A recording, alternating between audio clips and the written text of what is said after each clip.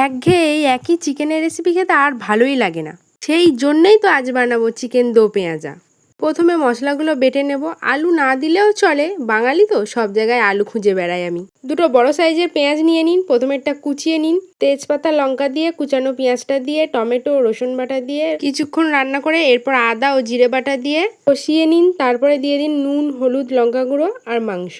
কিছুই না, প্রসেস পুরো একই, শুধু পেঁয়াজটা দুবার ব্যবহার করা হয় বলে তাই জন্য নাম হয়েছে দো পেঁয়াজা। এই যে মাংস কষানো হয়ে এসেছে, এবার দিয়ে দেব আলু, দিয়ে আবারও কিছুক্ষণ কষিয়ে নেব।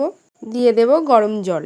দুবার পেঁয়াজ ব্যবহার করতে বলেছি বলে আবার যখন তখন পেঁয়াজ দিয়ে দেবেন। কুচানো পেঁয়াজগুলো শুরুতে দিতে হবে, একটু বড় করে কাটা পেঁয়াজগুলো নামানোর কিছুক্ষণ আগে দিতে হবে। আর দিয়ে দিতে হবে হোমমেড মশলা। নামানোর আগে দিতে হবে বেটে রাখা গরম মশলা।